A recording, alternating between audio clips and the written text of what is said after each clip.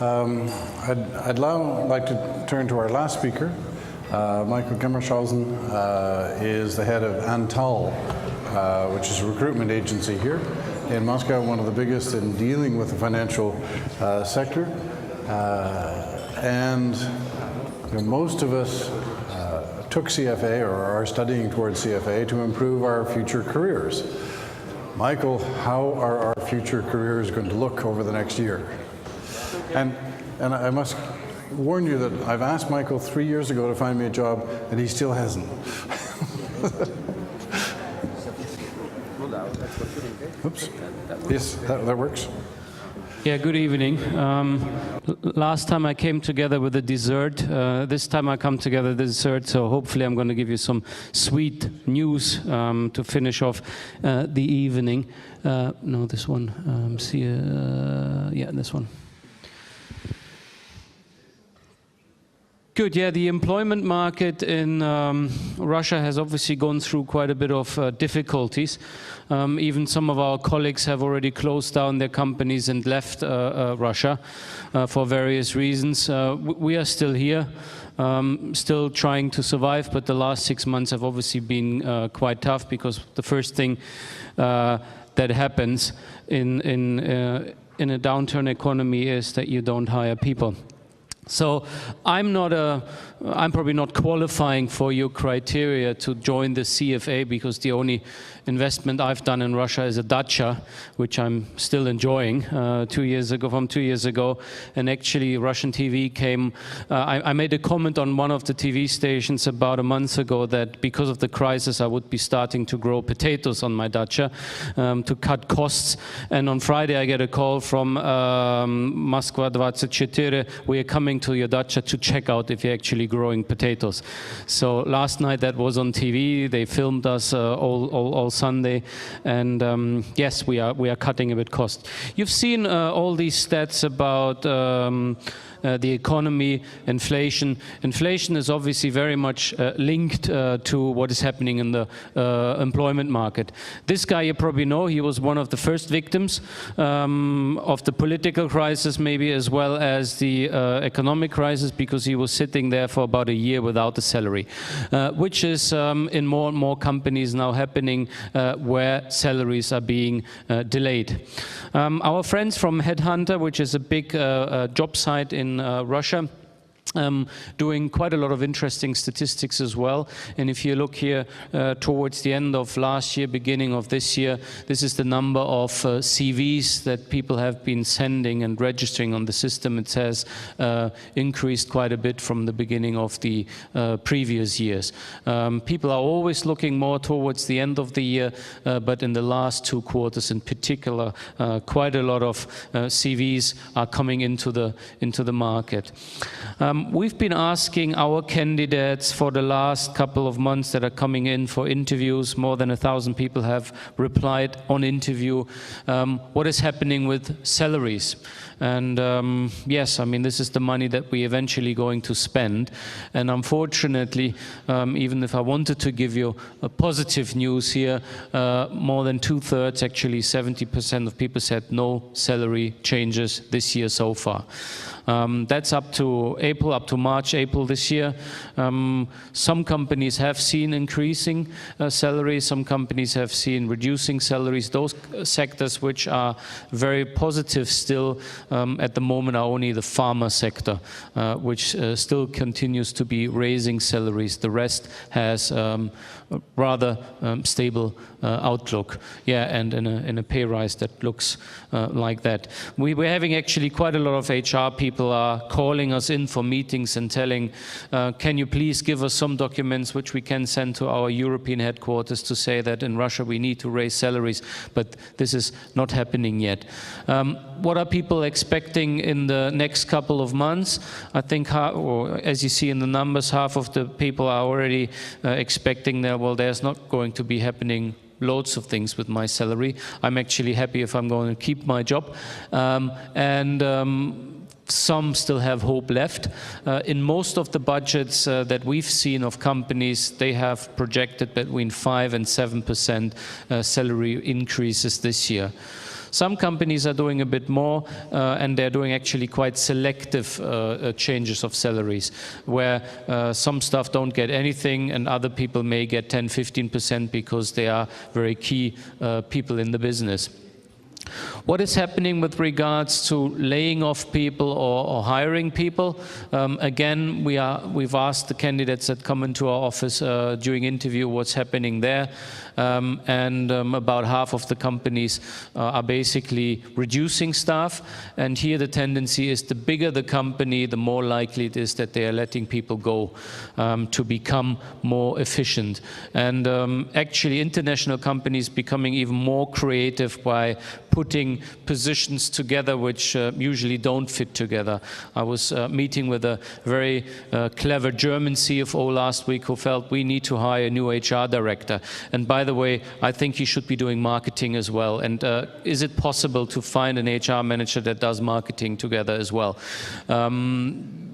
Yes, on the question on when he's going to do that, he didn't have an answer, but quite a bit of obscure things are happening there as well. In general, what's happening on the candidate side, you can obviously say that those candidates that still have jobs, they are very difficult to get them out of their jobs. If you're looking for somebody and to make a move from one company to another, you probably have to pay quite a bit of money and you have to reassure them that in the next 6 to 12 months you have a stable business. On the other hand, candidates that are not working, and out of our latest survey, about 6%, which coincides with the official statistics, 6% of our candidates are currently not working. Those people are actually happy for more flexible approaches and actually ready to work for less salary than before. I saw the statistics earlier on that the overall working workforce in Russia is reducing, and you've probably heard about Minister Galadets, also Kudrin earlier this week was saying that there's about 10 to 15 million people that don't turn up in any statistics, and we should be getting them back into the market. And if they don't start working, if they don't get registered for unemployment benefit, let's ask them to pay taxes. So my question is, does anybody know what the unemployment benefit in Russia is? The minimum unemployment benefit if you registered because you are unemployed. Has anybody checked that? Huh? It's actually 850 rubles. It starts with 850 rubles, and the maximum, no, per month, not per week. And it actually goes up to 4,900 on the official government calculator. You can calculate your unemployment benefit, which probably explains why these 10 or 15 million people don't get registered for unemployment benefit. Various other reasons probably as well. What are the employers thinking? We've asked them as well, mainly international companies. Have you, because of the drop in the ruble, actually changed salaries? And the majority of companies, again, backing up what the candidates are saying, no, we haven't raised salaries. And those companies, I mean, I get the question asked, is there many companies moving back into dollar or euro salaries now? Well, you all know that according to the employment law, that's very difficult to put into your contracts. And those companies that actually started doing this and indexed their salaries at the beginning of the year when the euro was 70 or 75, they are actually regretting this now because A, they're paying more rubles, and B, they fixed the targets in 75 rubles to the euro, and to make your sales target at a euro rate of 55 is obviously a bit easier now. So HR people having a bit of a trouble to make that, to put that back into track again. And companies as well, backing up what candidates are saying, that yes, at least a third, even half of the number of companies are reducing the number of people that are actually currently working in those businesses. In general, again, you can find many areas where there isn't enough people in the market. If you're looking for strong salespeople, if you're looking for specialists, IT people in certain areas, e-commerce people, the so-called war for talent still continues, even in the crisis time.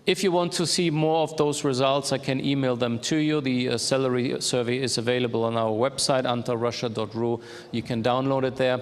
And then 2 things I would like to give you away as a free gift if in future you might be looking about a job change or actually improve your way of managing people. Or has anybody seen this? It's not an oil and gas prize or the crisis 2008. Anybody seen this? So what could it be?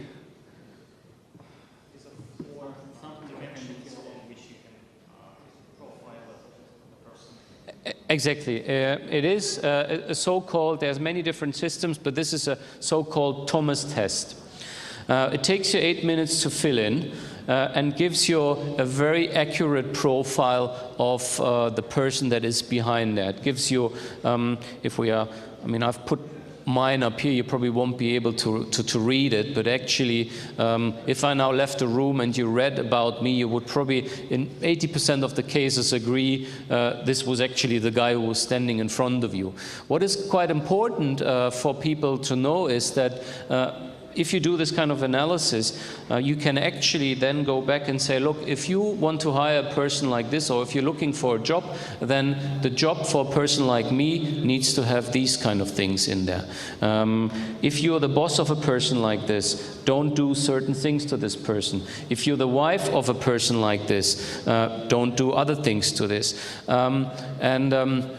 Like with me, which is a Wysoki D, there is a lot of things. For example, these people, им нужно понять, что сочувствие – это не слабость, отдых от работы не преступление. I hear that quite often from my wife. Некоторый контроль необходим у каждого, даже у них есть начальник. So again, I very much recommend if you want to make the next step in managing a team, in developing your career, to look a bit inside and look into competences. And the second thing, which the government is doing, and we are helping Skolkovo is helping the government, they've actually allocated 4.4 billion rubles this year to pay for your education abroad, if you wanted to go abroad. The government is very much interested in bringing in, like Piotr Pierwój 200-300 years ago, bringing in international experience, and now is the time to do it, because the economy is a bit slower. There's actually time to a bit relax, either spend it on dacha with the family or actually spend time abroad studying, and the government pays up to 1.4 million rubles for your studies. All the big universities from Cambridge to Harvard are on the list. If you need more information, you can go on the Skolkovo website or ask me as well. Very, very interesting program, and they seem to be quite keen and interested in that. That's me. Again, thank you very much for inviting me. I hope I could give a bit of an insight what is happening on the HR market, and I wish you a very pleasant evening. Thank you. Michael. Do we have... I've got to be surprised if there isn't at least one question about, I need a job. Does anyone have a question? Don't. There's one hand up there. There we go, yes. Thank you for the speech. Actually, the question is very important to everybody sitting here. Do you ask your clients, who are employers to us, what is the actual value of CFA charter for them? I personally don't ask the question, but I'm pretty sure that our finance recruiters would be able to answer that question much better than me. I personally grew up on the retail side, so I'm more a person that can help you finding retail people. I don't have an answer for that. You don't mind if we meet with them and ask them? Yeah, sure. I'll get, if I'm invited again to this honorable forum here next year, I'll be prepared for that question. Thank you. Thank you very much. Thank you. And maybe just to expand on this, If you could differentiate what's let's say premium people ready to pay for senior analyst with CFA and a senior manager with CFA. Is there any premium for senior manager with CFA? Well, at the moment, the premium is really down onto the experience that the person brings and where the person comes from. If it's an MBA, if it's a CFA, it is important that you can back up the experience that you've gathered. But when companies come to us as a search firm, they give you very, very detailed briefs. They say, I want somebody from this company, from that company, and from that company. And that's it. And if you're on the list, or if you're not on the list, if you're a CFA or not a CFA, that doesn't matter. They have very specific roles that they come to headhunters and actually pay money for. So in that respect, I don't think it will make a big difference. What I can definitely say is changing is that because the number of information, the way studying works these years, technical experience becomes less important, and as I mentioned, soft facts become much more important. You can't know all the things that are happening. You need to know where they are. You need to be able to communicate correctly. And if you look at all the management gurus, for example, the key skill that is currently required and can't be found on the market is the skill of being able to moderate a discussion, moderate different kinds of people in your business that have different views. Being a president, even trying to moderate between your ministers who can't come to an agreement. That's, for example, a skill which is at the moment for headhunters very, very difficult to identify and find. And yes, analytical skills are important, but a lot of other soft skills are coming up at the moment, and are in the job specs, and they are asking us to analyze those. Again, if you go on the website and look for the salary survey, there will be a breakdown on what you can expect currently to earn, and what the rough rate will be of increases for the next 2 years. Thanks for your speech. My question is, which industries and functions don't decline despite crisis? Which are most popular now? Which disciplines or which sectors? Sectors and disciplines, like functions, like finance, legal, someone. The banking sector is obviously one of the sectors which has been hit the most. Secondly, I would put the logistics industry, which usually is a kind of indicator which comes earlier than others. So when something is happening in the economy, the logistics people know it already a year before, because orders are not happening and things, and the supply chain takes a while. Areas where we haven't seen any drop yet is agriculture, probably explained by the localization efforts. Pharma business is still also growing quite well, and as I said, about 10 to 15% increases in salaries these people are seeing that are working in those businesses. That's probably roughly where we are going. I mean, if we are looking into the financial service sector, into the banking sector, the central bank, don't talk too loudly, they're sitting next door, they are actually increasing the number of people in the market by reducing the number of banks every month. Some more banks are closing, so they're making it more difficult for headhunters to find interesting opportunities and jobs, because they are creating the candidates themselves at the moment. Maybe we should change CFA into Chartered Farmers Association and have a better future. Michael, thank you very much.